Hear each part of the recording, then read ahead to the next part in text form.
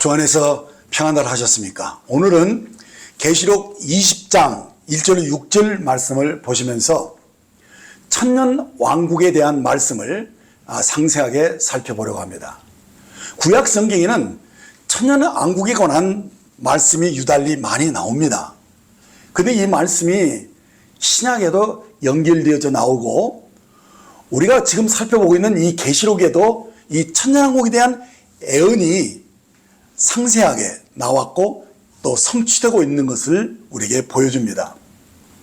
자, 우리는 지금 계시록의 예언을 통해서 천년 왕국에 들어가게 될 이기는 자들이 휴거에 대해서 우리가 집중해서 말씀을 살펴보았습니다. 그리고 이 휴거와 이 천년 왕국 사이에 여러 많은 사건들이 발생하는 것들을 일일이 살펴보았는데 이 천년 왕국을 바로 알려면은 바로 이 사건들, 곧 그 휴거와 천년왕국 사이에 있는 이 사건들에 대해서 여러분들이 잘 정리되어야 할 필요가 있습니다. 계시록 12장 10절을 보시면 내가 또 들으니 하늘에 큰 음성이 있어 이르되 이제 우리 하나님의 구원과 능력과 나라와 또 그의 그리스도의 권세가 나타났으니 우리 형제들을 참소하던 자 곧 우리 하나님 앞에서 밤낮 참소하던 자가 쫓겨났고라고 말씀되어 있습니다. 자, 이 예언은 해를 입은 여자가 장차 첫 장으로 만국을 다스릴 사내 아이를 낳음으로 인해서 이 사내 아이가 하나님 앞과 그 보호자 앞으로 올라가게 되었을 때 그때 하늘에서 하나님의 구원과 능력과 나라가 이제 나타났다라고 말씀하고 있는 것을 봅니다. 자, 그러나 그때 이 왕국은 아직 우리에게는 나타나지 않았다는 것입니다. 왜냐하면 아직 3년 반의 대환란이 오지 않았기 때문인 것이죠. 그러나 하늘에서는 이미 휴거된 사람들에게 있어서 이 왕국은 이미 시작된 것입니다. 그러니까 아직 환란을 이겨낸 대다수의 이 성도들의 휴거가 있어야 한다는 것이고 또 그때 종교적인 바벨론, 그 천주교가 멸망당하고 또 물질적인 바벨론도 함께 무너지면서 이제 아마겟돈 전쟁이 발발하게 될 것입니다. 자, 이는 하나님의 왕국이 임하기 전에 반드시 온 세상이 깨끗하게 척결되어야만 하기 때문인 것입니다. 그러나 그때 이 모든 것이 다 진멸되고 척결되어야 하겠지만은 오직 하나가 남겨져 있는 것을 보게 됩니다. 그것은 뭐냐? 모든 문제의 근원인 원수 마귀가 이 사탄이 여전히 살아남았다는 것입니다. 그래서 천년왕국이 이 펼쳐지는 20장 맨 앞 구절에 사단이 결박되어 무정에게 갇히는 장면이 나오는 것입니다. 자, 이제 20장 1절로 3절부터 말씀을 살펴보겠습니다. 또 내가 봄에 천사가 무저갱의 열쇠와 큰 쇠사슬을 그의 손에 가지고 하늘부터 내려와서 용을 잡으니 곧 옛뱀이요 마귀요 사단이라 잡아서 1000년 동안 결박하여 무저갱에 던져 넣어 잠그고 그 위에 임봉하여 1000년이 차도록 다시는 만국을 미혹하지 못하게 하였는데 그 후에는 반드시 잠깐 노일이라라고 말씀한 것을 봅니다. 자, 여기를 보면 무저갱의 열쇠를 가진 천사가 사탄을 잡아서 무저갱에 던져 넣고 그곳에 가둬놓고 임봉해 두는 장면을 보게 됩니다. 그리고 그 후에 잠깐 놓인다라고 말씀하고 있죠. 우리는 여기서 왜 하나님이 이렇게 원수 마귀들을 당장에 진멸하지 않고 그저 무저갱에 감금해 두었다가 또 1000년이 지난 후에 반드시 잠깐 놓아줘야 하는지 여기에 대한 의문이 생길 것입니다. 그것은 1000년이 다 차서 그리스도가 하나님 말씀과 철장으로 만국을 다스린 연후에도 이제 최종적으로 영원한 새하늘과 새 땅에 들어가기에 합당한 백성들이 누군지 그것을 가려내야 하는 시험을 거쳐야 했기 때문에 사단을 한 번 더 사용하기 위해서 무적행위에 가둬뒀다가 자 여기 잠시 풀려나와서 백성들을 다시 한번 시험하는 그런 일들에 사탄이 사용되는 것을 봅니다. 자 이게 무슨 말인가 하면 마태복음 25장 끝부분의 말씀을 보면 아마겟돈 전쟁이 종식된 연후에 이 만왕의 왕이신 주 예수님이 모든 천사와 함께 예루살렘에 그 영광의 보좌를 세우시고 땅에 살아남아 있는 모든 사람들을 그 앞에 모이게 합니다. 그리고는 그들 중에 누가 천연왕국에 참여할 수 있는 백성인지를 가려내기 위해서 양과 염소를 구별해내는 심판을 하는 것을 보게 됩니다. 이때 염소로 판명된 자들은 마귀와 그 사자들을 위하여 예비된 불못에 들어가게 되지만은 양으로 인정을 받은 이 착한 사람들은 천년왕국의 시민으로 구분되게 됩니다. 그러니까 이들은 대환란 기간에 이 천사들이 전해준 영원한 복음을 듣고 믿은 사람들입니다. 하지만 이 영원한 복음은 우리들이 들은 이 십자가의 복음, 은혜의 복음은 아닙니다. 단지 하나님이 이 창조주 하나님인가 하늘과 땅과 바다와 물들의 근원을 만드신 그 창조주 하나님들을 저들이 알고 믿고 하나님을 경외하면서 그 영광을 하나님께 돌리는 그런 사람들로 인정을 받는 것이죠. 그러니까 이 천년왕국의 시민으로 들어온 자들은 지금 우리처럼 성령으로 거듭나서 새로운 피조물로 그 본성이 바뀐 사람들은 아니라는 것입니다.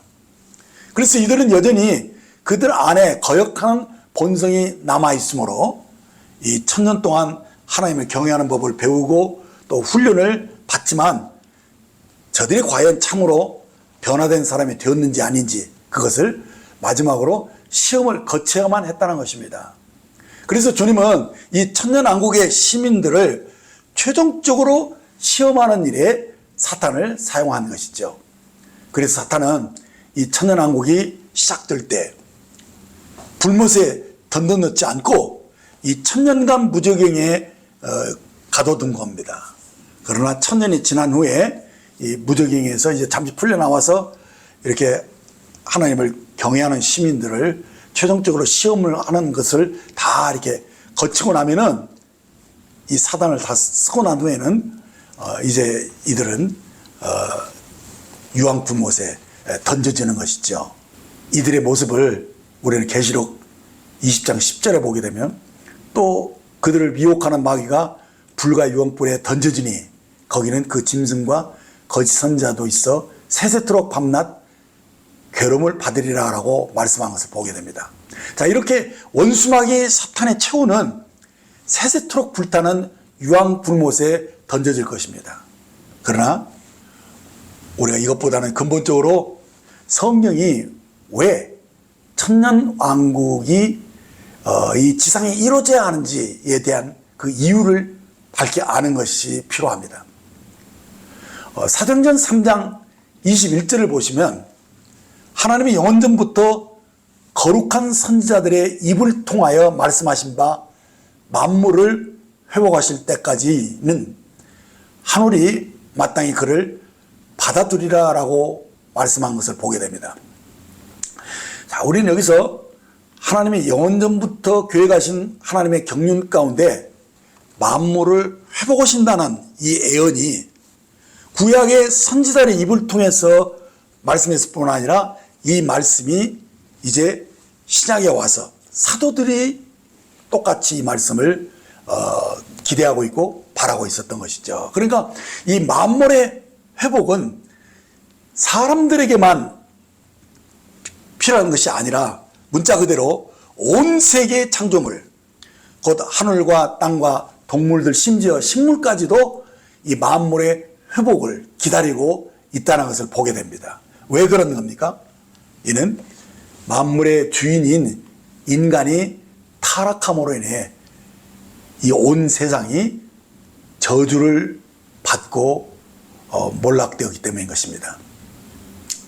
자, 창세기 3장 17절로 19절 말씀을 보시면 아담에게 이르시되 내가 내 아내의 말을 듣고 내가 내게 먹지 말라 한 나무의 열매를 먹었은즉 땅은 너로 말미암아 저주를 받고 너는 내 평생에 수고하여 그 소산을 먹으리라. 땅이 내게 가시덤불과 엉겅퀴를 낼 것이라.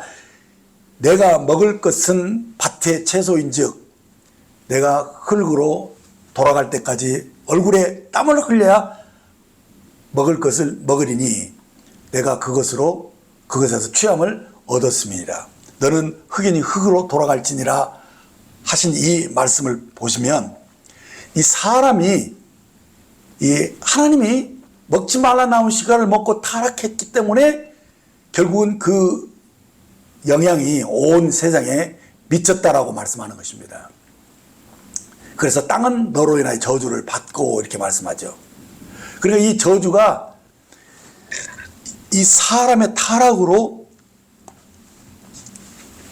땅이 저주를 받았다는 거예요. 그래서 그 결과가 어떻게 됐느냐. 우리가 흙에서 취했기 때문에 흙에서 나오는 영양분을 먹어야 되거든요. 그래서 우리들이 곡식을 심고 채소를 이렇게 심는데 문제는 인간이 타락했기 때문에 땅이 반발하는 거예요. 그래서 채소와 곡식이 자라기보다는 가시와 엉겅퀴가 훨씬 더 왕성하게 자라서 채소의 성장을 가로막는 그런 어려움들이 일어난다는 것입니다. 그래서 사람들이 아주 이마에 땀을 흘리면서 수고하지 않으면 먹고 살기가 어려운 현실이 되었다는 것입니다. 그러면서 너는 흙에서 취해서 이제 흙으로 돌아간다라고 말씀했고, 한마디로 인간이 하나님을 거역함으로 인해서 땅이 사람을 거역하는 구조로 바뀌어 버렸다는 거예요. 자, 그렇다면 여기서 하나님이 지금 사람에게 바라시는 것이 무엇이겠습니까? 로마서 8장 19절로 22절을 보면 피조물이 고대하는 바는 하나님의 아들들이 나타나는 것이니 피조물이 허무한 데 굴복하는 것은 자기 뜻이 아니요 오직 굴복하게 하시는 이로 말미암음이라. 그 바라는 것은 피조물도 썩어짐의 종노릇한 데서 해방되어 하나님의 자녀들의 영광의 자유에 이른 것이니라. 피조물이 다 이제까지 함께 탄식하며 함께 고통을 겪고 있는 것을 우리가 아느니라 라고 말씀한 것을 보게 됩니다.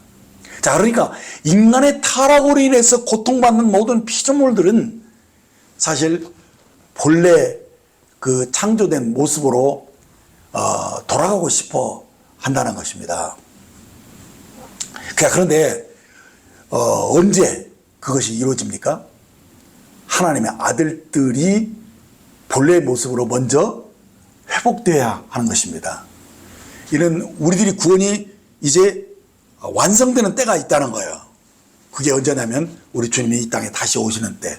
그때 그의 신부인 교회가 비로소 만물의 주인으로 회복되어져 가지고 그리스도와 함께 천년왕국을 다스리는 그 위치에 서게 되는 것입니다.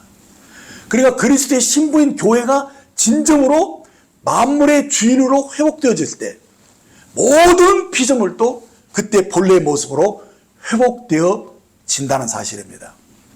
이사야 30장 26절을 보면 여호와께서 자기 백성의 상처를 싸매심에 그들의 맞은 자리를 고치시는 날에는 달빛은 햇빛 같겠고 햇빛은 7배가 되어 7날의 빛과 같으리라 하신 예언을 보게 됩니다. 보십시오. 우리가 하나님의 아들들로 회복될 때 바로 만물들이 회복되어진다는 것인데 이 회복은 우리의 상상을 초월하는 엄청난 비밀이 풀려지는 회복인 것입니다. 여기 예언에 보면 달빛이 햇빛 같겠고 이 말은 이제 더는 어둠이 인간을 지배하지 않는다는 말이잖아요. 그리고 실제로 태양이 우리에게 주는 이 온전한 유익이 7배로 늘어난다는 것을 우리에게 말씀해 주고 있습니다. 이 모든 만물은 이 태양이 주는 에너지를 가지고 성장하는 것이거든요. 그러니까 노아 시대 이 홍수가 일어나기 이전에 사람들의 수명이 얼마가 되었느냐면 대부분이 900살 이상을 살았고 무두셀라 같은 경우는 969살까지 살았어요. 그런데 홍수 심판이 있고 난 후로 놀랍게 사람들의 이 수명이 짧아졌어요. 60, 70 건강해봤자 80 살게 되니까 뭔가 이 홍수 심판 때문에 뭔가 이 시스템이 붕괴됐다는 것을 우리가 눈치챌 수 있습니다. 그러니까 이 홍수가 일어나기 위해서 어떻게 하나님이 하시냐면 이 지축을 23.5도로 딱 기울게 하셨고요. 그 23.5도로 기울은 상태에서 지구가 막 이 도니까 위에 있는 물막이 균형이 깨져가지고 그 물막이 터져가지고 그 물이 지상으로 쏟아졌기 때문에 홍수가 난 거죠. 근데 그때 이 물막이 터지면서 태양이 해로운 광선을 이 물막에다 걸러내줬는데 그대로 그냥 노출되면서 인간의 수명이 그때부터 갑자기 문제가 생겼다는 거예요. 그러니까 노아가 의인인데 이전부터 포도즙을 먹어왔었는데 근데 그것이 술로 바뀐 것을 모르고 이 술을 먹고 주정을 하는 모습들을 우리에게 보여줬잖아요. 그러니까 이 말은 뭐냐면 홍수 이후에 물막이 터지고 햇빛이 그대로 이렇게 내리쬐면서 어떤 일이 일어났느냐, 그때 바이러스가 생겼고 만물이 부패가 시작됐다는 거예요. 그래서 포도즙이 술이 돼버린 거거든요.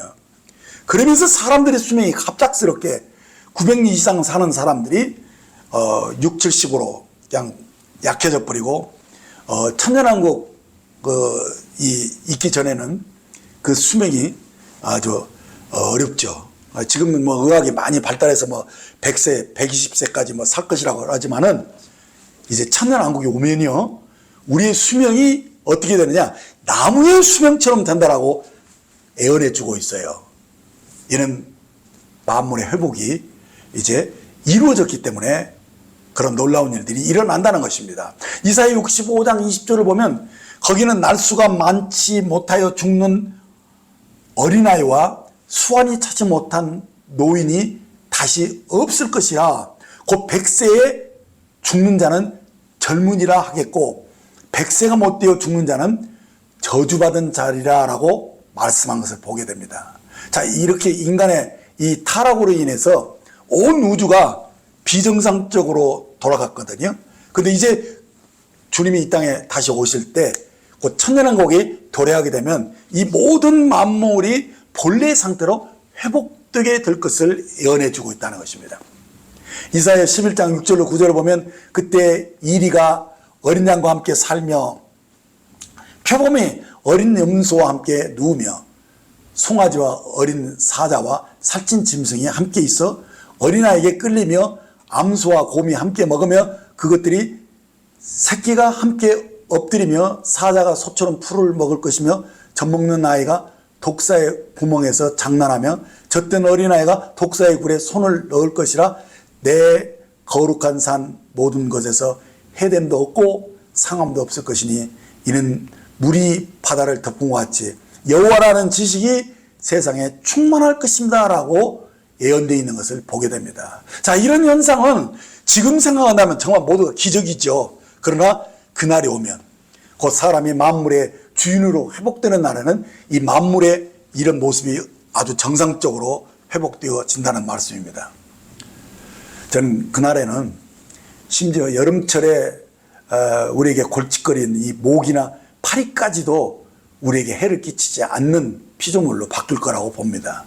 이사야 35장 1절 2절을 보면 광야와 마른 땅이 기뻐하며 사막이 백합화같이 피어 즐거워하며 무성하게 피어 기쁜 노래를 즐거워하며 레바논의 영광과 갈멜과 샤론의 아름다움을 얻을 것이라. 그것들이 여호와의 영광 곧 우리 하나님의 아름다움을 보리라 라고 말씀해 주고 있습니다. 그리고 이어지는 6절로 8절을 보면 그때의 저는 자는 사슴같이 뛸 것이며 말 못하는 혀는 노래하리니 이는 광야에서 물이 섞겠고 사막에서 시내가 흐를 것입니다.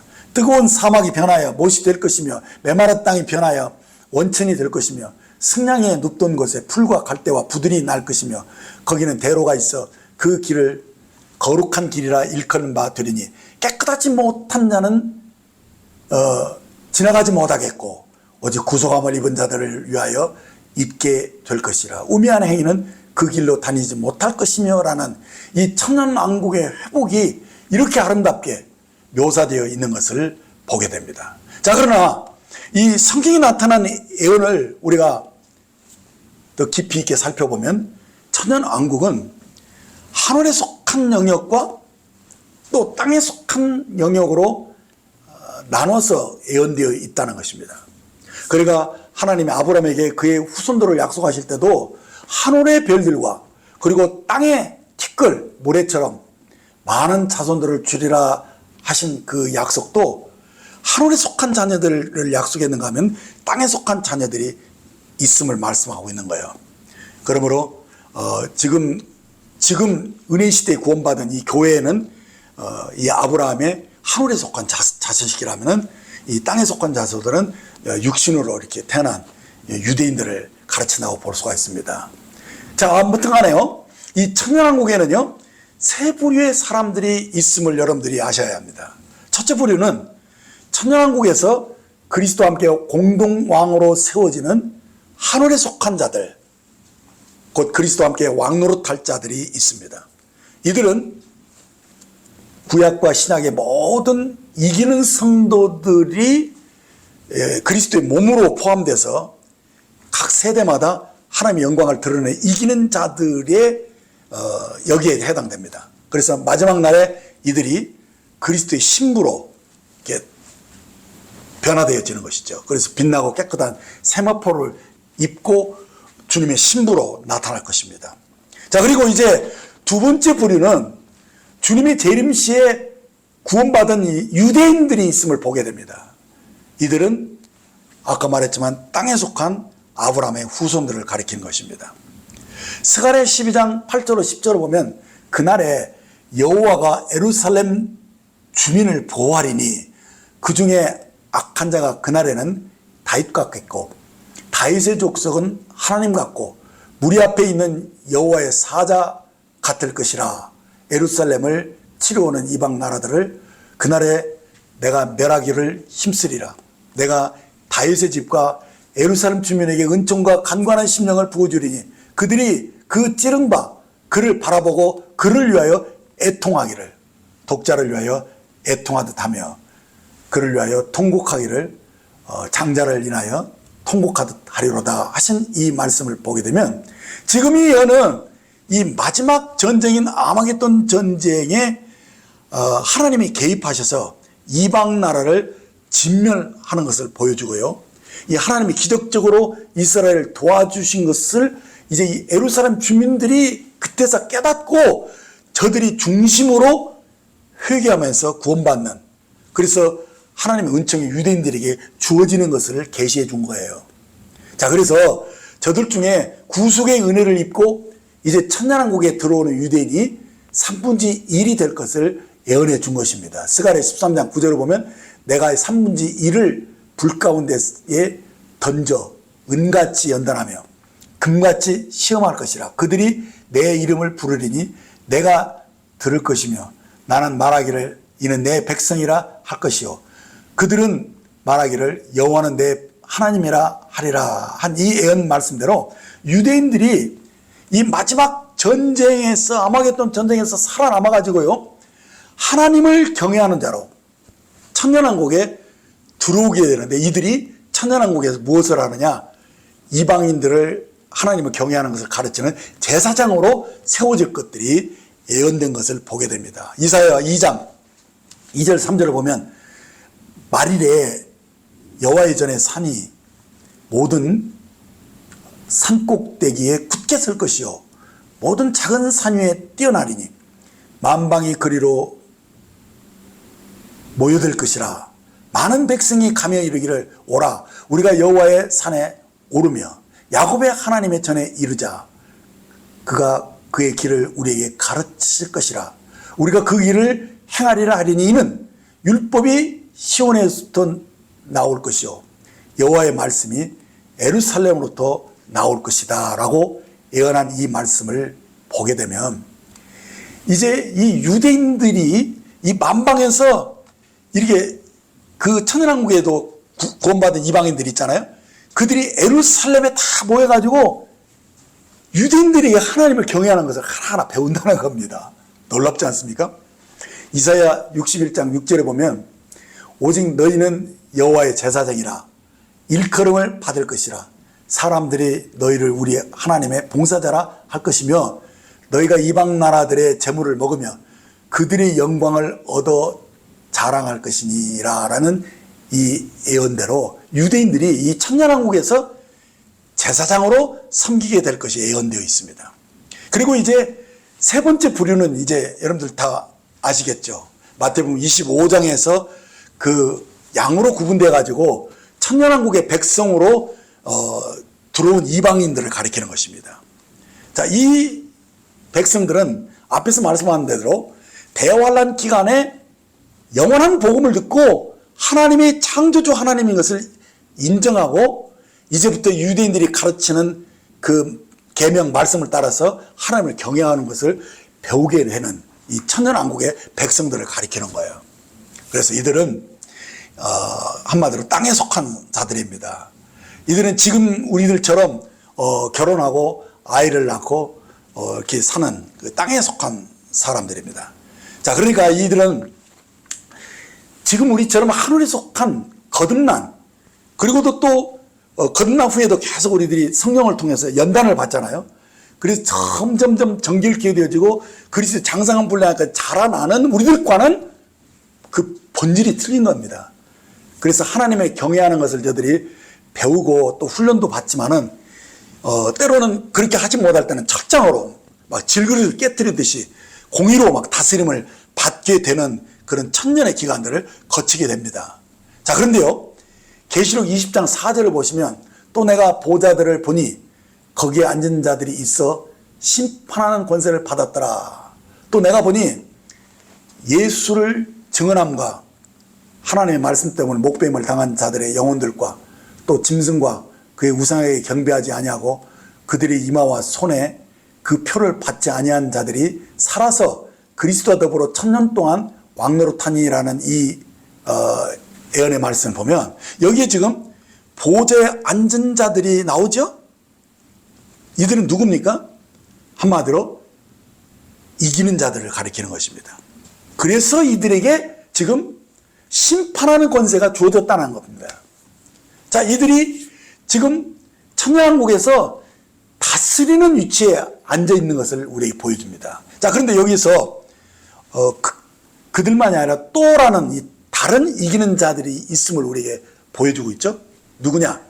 예수를 증거하는 말씀 때문에 목배임을 받은 이 순교자들이 나오고, 그리고 또 짐승과 그 우상에 경배하지 않고 이마와 손에 그 표를 받지 않은 자들이 살아서 그리스도와 더불어 천년 동안 왕노릇하는 자들이 소개되고 있는 것을 보게 됩니다. 자, 그러니까 이들은 누굽니까? 전 그 교회 그 시대마다 거기에 이기는 자들이 있었죠. 그리고 거기 순교자들도 많이 있었어요. 예를 들면 스테반이나 야고보, 또 베드로, 바울 같은 사람들이 순교해서 죽었죠. 그리고 또 여기 나오는 이 대환란 중에도 이 짐승의 핍박으로 인해서 이것을 이겨내서 휴거되는 사람도 있지만은 많은 사람들이 목배임을 받는데, 근데 이들이 이제 천년왕국 직전에 다시 살아나잖아요. 그래서 그리스도와 함께 왕노릇하는 그런 자들로 여기 소개되고 있는 것을 보게 됩니다. 자, 이제 계시록 20장 5절을 봅시다. 그 나머지 죽은 자들은 그 천년이 차기까지 살지 못하더라. 이렇게 여기 보면 가로가 이렇게 쳐졌잖아요. 그러니까 여기에 의미가 있어요. 얘는 그리고 나서 뒤에가 첫째 부활이라 이렇게 말씀한 것을 보게 되면 여기서 중요한 것은 첫째 부활이에요. 예.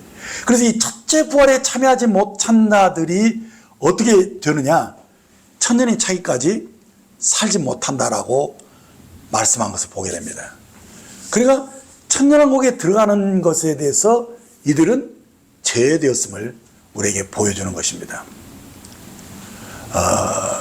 마태복음 25장 21절과 23절을 보면은요, 그 주인이 이르되 잘하였도다 착하고 충성하다 내가 작은 일에 충성하였으며 내가 많은 것을 내게 맡기려니 내 주인의 즐거움에 참여할지다라고, 이 5달란트를 남긴 자가 5달란트를 남기고 또 2달란트를 가진 자가 2달란트를 남겼는데, 이 두 부류는 똑같이 칭찬도 받고 보상도 받는 것을 보게 됩니다. 그래서 그 보상이 뭐냐? 내가 많은 것을 내게 맡기겠다는 거예요. 주인의 즐거움에 참여하라 이렇게 말씀한 것을 보죠. 그러니까 이들은 뭐냐? 이 교회 시대 때 하나님이 주신 이 달란트를 가지고 봉사했을 때 그가 주와 복음을 위해서 어떻게 살았느냐, 그 결과로 지금 상을 얻는 모습을 가리키는 거거든요. 그러니까 이들이 상을 어디서 받아요? 천년왕국에 들어가는 것으로 받는 거죠. 그래서 주인이 이제 천년왕국 때 많은 것을 맡기는, 함께 공동왕으로 일하는 이 은총을 입게 되는 것인데, 그런데 여기서요, 한 달란트 받은 종들은 어떻게 됐냐, 어떤 판단을 받았느냐, 요것에 주목하시길 바랍니다. 마태복음 25장 30절을 보면 이 무익한 종을 바깥 어두운 데로 내쫓아라, 거기서 슬피 울며 이를 갈리라 하신 이 말씀을 보게 됩니다.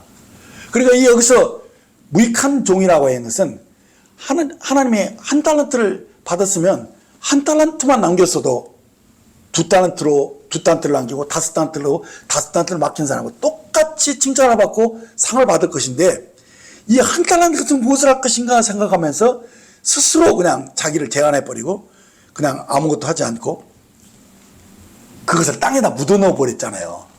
그러니까 여기서 뭐라고 책망을 듣습니까? 무익한 종이다 라고 하면서 바깥 어두운 데로 내쫓으라 하는 거예요. 그러니까 여기서 이 바깥 어두운 데로 쫓겨나는 것이 뭐 지옥에 떨어지는 것은 가리키는 것은 아닙니다. 이것은 아까 말한 대로 주인의 즐거움에 참여하는 것에 제외된 것이죠. 그러니까 이 말은 더 분명하게 말하면 첫째 부활에 참여하지 못하고 계시록 20장 5절에서 말씀한 대로 죽은 자들 가운데서 일어나지 못하고 천년이 차기까지 그냥 잠자는 자처럼 있게 되는 참사를 얘기하는 것입니다. 자, 그렇다면 이 첫째 부활에 참여하는 것을 어떤 상급이 주어지는 것이냐, 그것을 알 필요가 있어요. 계시록 20장 6절을 보면 이 첫째 부활에 참여하는 자들은 복이 있고 거룩하다도다. 둘째 사망이 그를 다스리는 권세가 없고 도리어 그들이 하나님과 그리스도의 제사장이 되어 천년 동안 그리스도와 더불어 왕노릇하리로다라고 말씀한 것을 보게 됩니다. 자, 여기서 첫째라는 헬라어 프로토스는 최상의 것 또는 모든 것보다 먼저라는 뜻을 가졌습니다. 그러니까 이 탕자가 아버지 집에 돌아왔을 때 그에게 가장 좋은 옷을 가져다 입히라 말할 때 여기서 가장 좋은 것이 바로 프로토스로 쓰여 있습니다.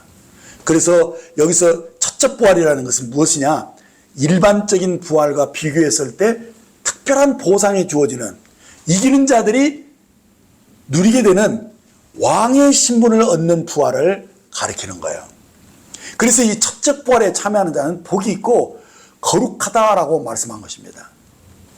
저는 사실 신앙 초기에는요, 부활은 믿는 자들에게만 주어지는 복이라고 생각을 했었어요. 근데 나중에 성경을 보니까 모든 사람이 다 부활하거든요.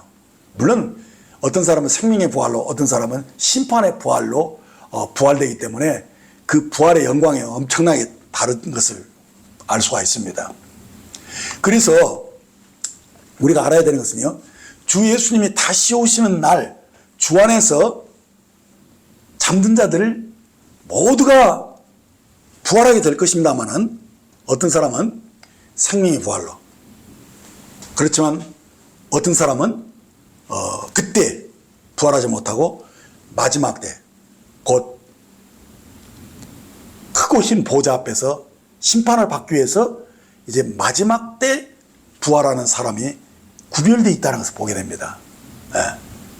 그러므로 이 첫째 부활은 이런 일반적인 부활과는 다르게 분명하게 특별한 보상이 주어지는 부활이라는 것을 오늘 이 말씀이 우리에게 알려줍니다.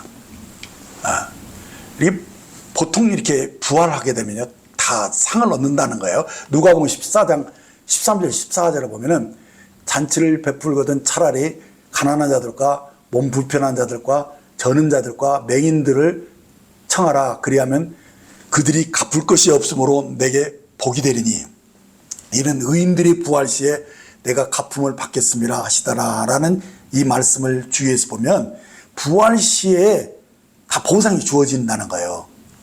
그런데 어떤 사람들은 여기서 착한 일을 하면은 그것을 그냥 숨기기보다는 막 나발을 불고 자랑을 하고 하면서 사람들의 칭찬을 여기서 다 받아버려요. 여기서 상을 다 받아버려요. 그렇게 되면은 어떻게 되느냐, 그날에 받을 것이 없지 않냐는 거예요.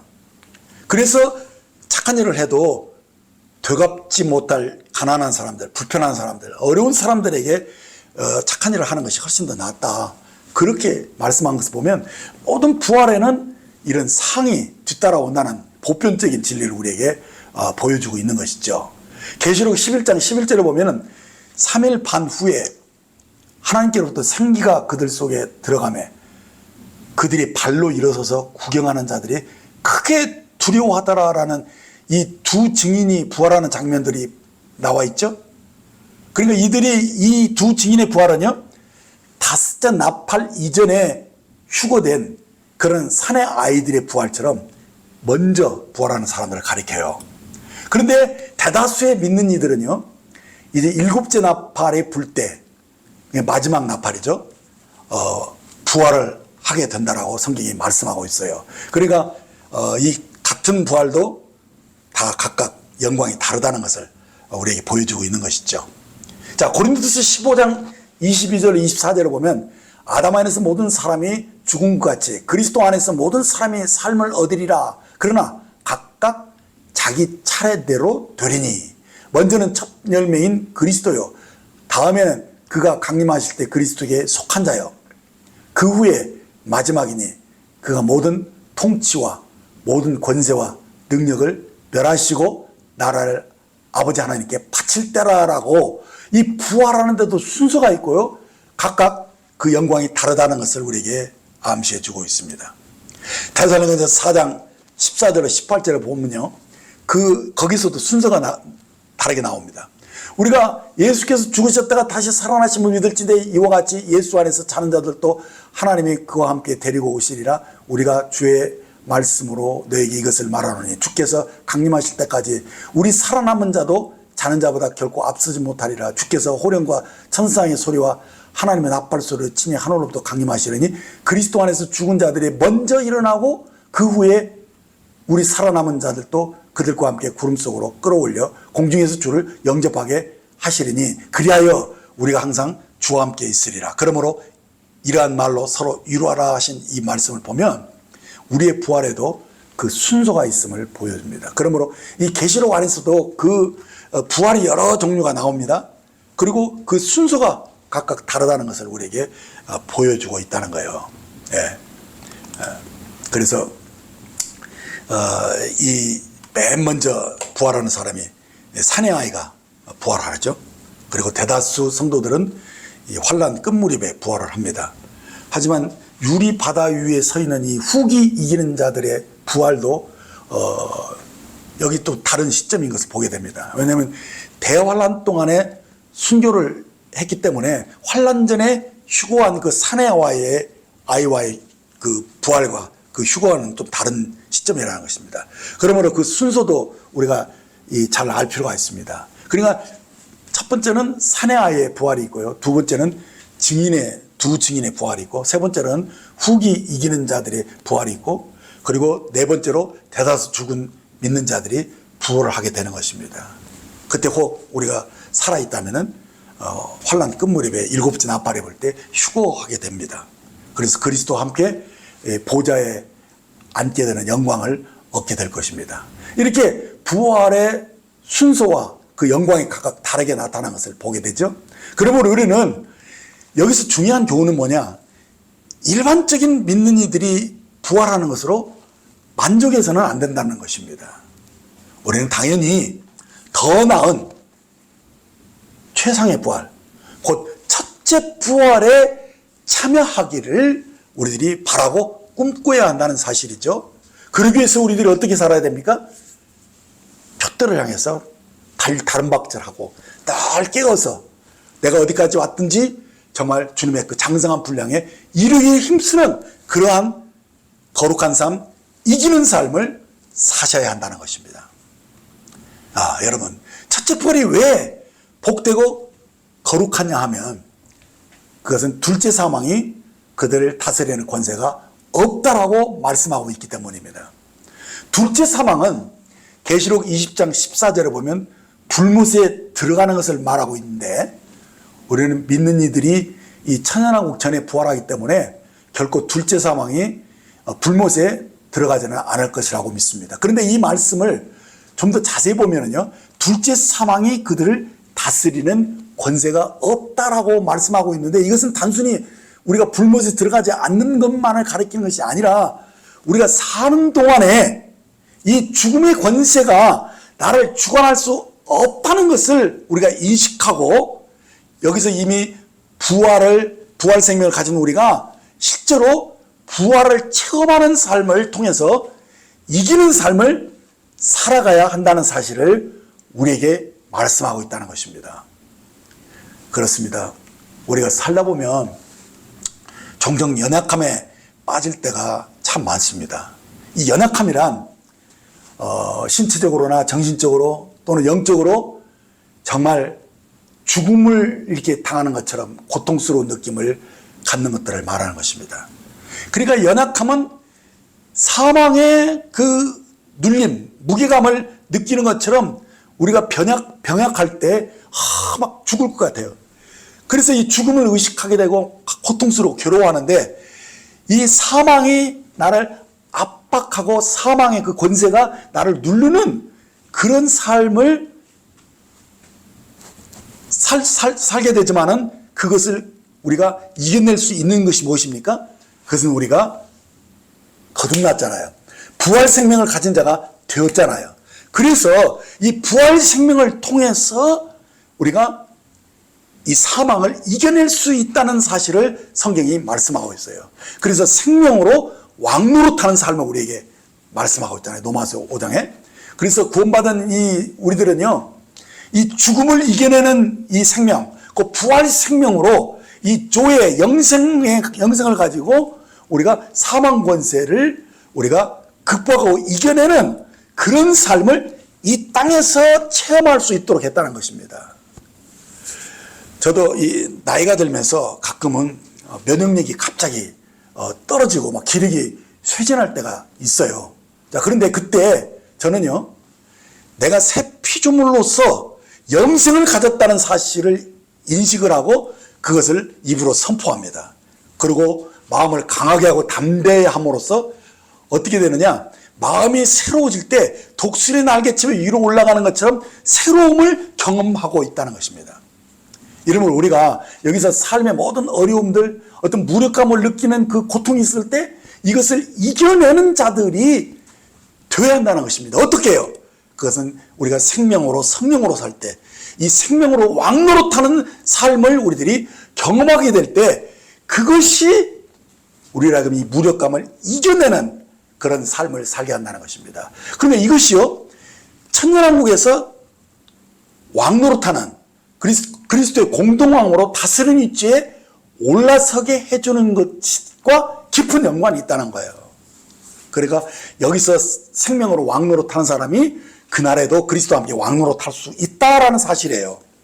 그러니까 여기서 이기는 삶을 사는 자들이 이제 주님과 함께 왕노릇할 때 정말 내가 연약함을 이기고 질병을 이겨내고 사망의 그 괴로움과 고통을 극복한 그 경험을 가진 사람들이 다른 사람들을 다스릴 수 있는 지혜에 서게 된다는 사실입니다. 이것이 바로 성경이 말하는 부활 생명과 그 다음에 생명 안에서 왕노릇하는 것, 그것이 천년왕국에서 함께 왕노릇하는 것과 다 연결되어 있는 말씀이라는 사실입니다. 자, 그러니까 지금 첫째 부활에 참여하는 자가 복이 있고 거룩하다 하는 것은 이들에게 둘째 사망이 그들을 다스리는 권세가 없기 때문이라는 사실입니다. 왜냐하면 이들이 이미 부활 생명을 가진 자가 되었기 때문에 이 부활 생명으로 살아가기 때문에 더는 죽음의 권세가 저를 압박하고 누르지 않는다는 사실입니다. 그것을 오버컴, 이겨낸다는 거예요. 그래서 이 이겨내는 삶이 그날의 영광을 가져다 준다는 것입니다. 이것을 좀 더 여러분들이 이해하기 쉽도록 정리해 드릴 필요가 있기 때문에 이 말씀을 드립니다. 여러분, 사람들은요, 누구나 한 번은 다 죽음을 맞이하게 되어 있습니다. 사람 한 번 태어나서 죽는 것은 정한 것이요 그랬죠. 왜? 우리 속에 아담의 타락을 가지고 태어났기 때문에 한 번 죽는 것은 어쩔 수 없는 일이에요. 그런데요, 문제는 우리가 죽음으로 모든 것이 끝나느냐? 그렇지 않다는 거예요. 우리가 맞이하는 이 첫째 죽음은 사실은 육신의 장막이 무너질 때, 곧 우리의 몸이 흙으로 돌아갈 때, 그때 실제로 우리의 영과 혼은 죽지 않는다는 거거든요. 몸은 흙이니까 흙으로 돌아가지만 그 영혼은 어떤 사람은 하나님께로 가고 어떤 사람은 음부에 내려간다는 거예요. 그래서 여기서 이 누가복음 16장에 보면은 한날 한시에 거지 나사로와 부자가 이렇게 죽게 되는데, 거지는 아브라함의 품에 들어가서 안위를 얻습니다. 근데 멀리서 부자가 그것을 봤어요. 근데 자기는 막 음부에서 막 너무너무 목이 마르고 불꽃이 막 이 괴롭힘을 당하기 때문에 그 혀끝에 물 한 방울이라도 떨어져 달라고 애걸하는 장면이 나옵니다. 그러니까 이 지금 부자가 들어가 있는 것은 사실은 지옥은 아니에요.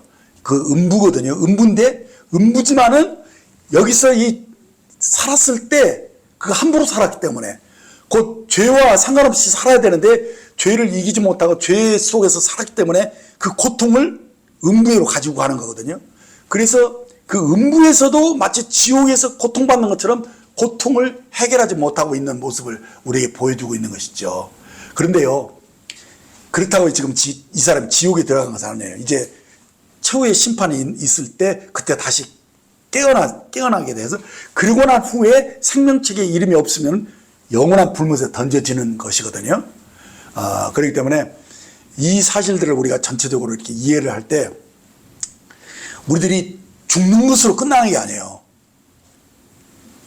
우리가 살았을 때 바로 이 혼이 점점 변화돼야 돼.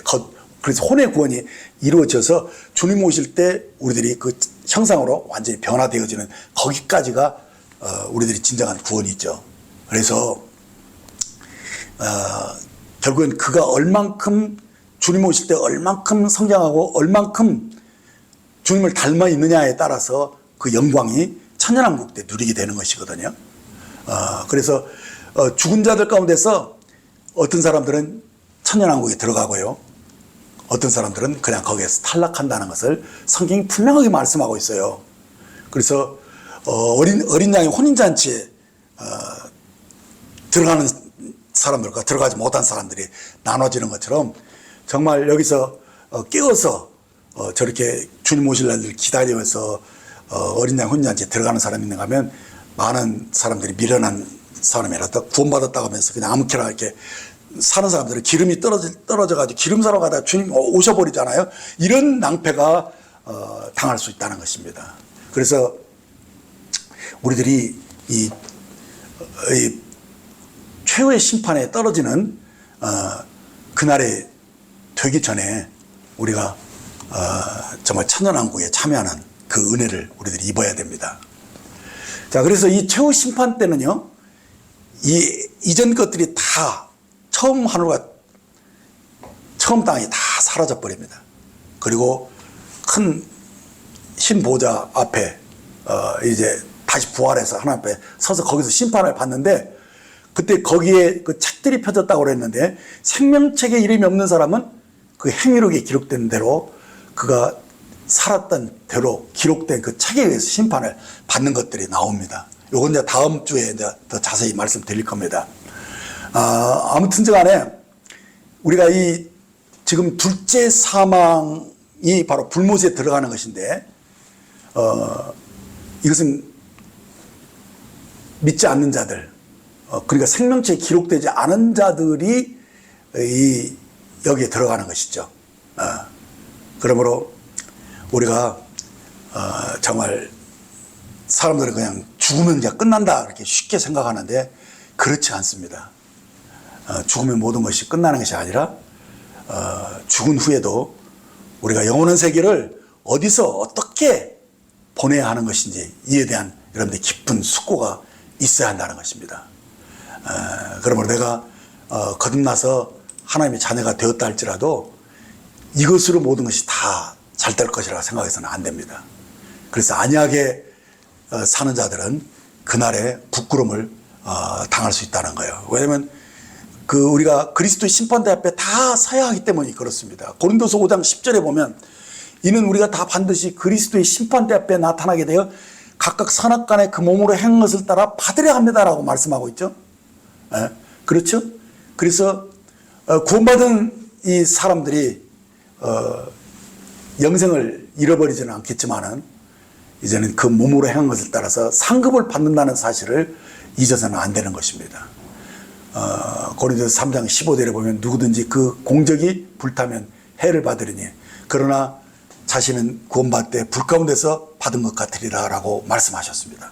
여기서 해를 받는다라고 말씀하신 것을 보면 그냥 참 이렇게 공적이 다 불타버리게 되면 부끄럽게 되는 것이죠.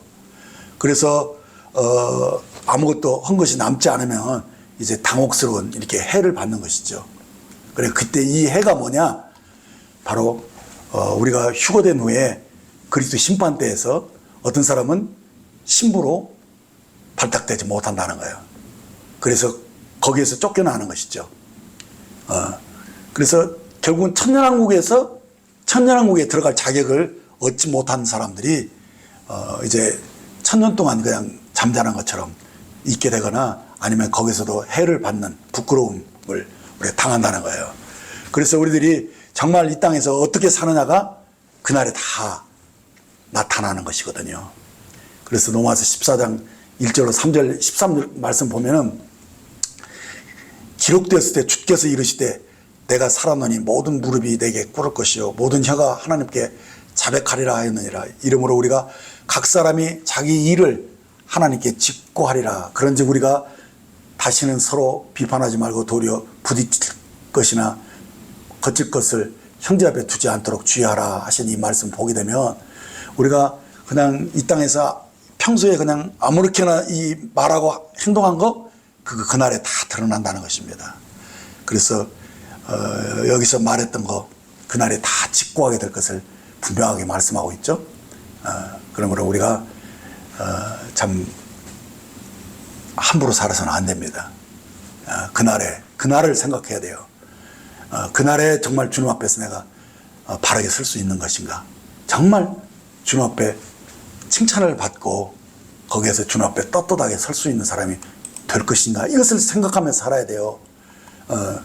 그래서 차라리 지금 이 교회 생활 동안에 차라리 책망도 받고 또 칭찬도 받고 내가 정말 지금은 고칠 기회가 있잖아요. 지금은 어떻게 점점점 성숙해질 수 있는 기회가 있지만 여러분들 여기서 아무렇게나 사게 되면요 그날에 가서 다 그것을 다 이제 갚아내야 한다는 것입니다. 여기서 공부를 아무렇게나 하고 이수열 학점을 다 따지 못하면 졸업할 수 없잖아요. 그렇죠? 그거와 똑같아요. 그래서 우리가 이 교회 생활 속에서 우리들이 정말 성장하고 성숙한 그리스도인들이 되셔야 한다는 거예요.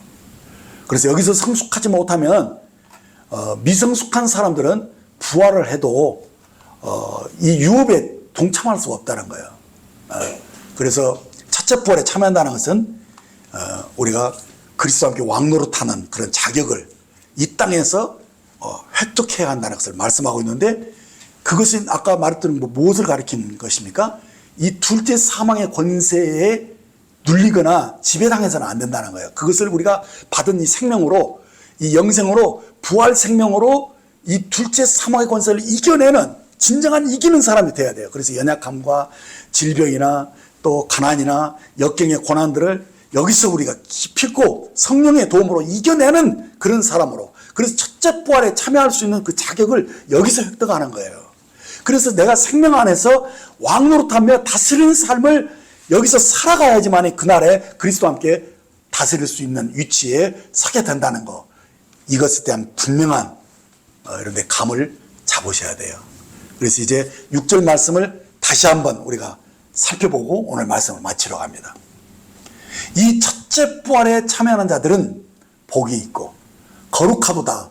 둘째 사망이 그들을 다스리는 권세가 없고 도리어 그들이 하나님과 그리스도의 제사장이 되어 1000년 동안 그리스도와 더불어 왕노릇하리로다. 아멘. 그렇습니다. 이 첫째 부활에 참여하는 자는 진정으로 여기서 이 지상에서 이 최상의 부활을 경험하는 사람들이 되셔야 합니다. 그러니까 여기서 성령을 의지해서 이 부활 생명을 가지고 연약함과 질병과 궁핍과 이 고난의 역경들을 하나하나 이겨내는 자로 나타나야 한다는 것입니다. 그래서 이것을 이기는 자는 삶을 살 때 바로 그 사람이 복 있는 사람이고 거룩한 자라고 인정을 받는 것입니다. 다시 말하면 둘째 사망이 그를 다스리는 권세가 없다는 것이 여기서 증명되어질 때 우리가 그날에 그리스도의 제사장이 되고 함께 왕노릇하는 사람으로 세워질 수 있다는 것, 이것이 오늘 말씀의 요지인 것입니다. 오늘 여기까지 말씀 듣도록 하겠습니다. 기도하겠습니다. 하나님 아버지, 저희를 불쌍히 여겨 은혜로 거듭난 하나님의 자녀로 삼아 주셨음을 감사드립니다. 저희 안에 성령을 보증으로 주신 것을 감사드립니다.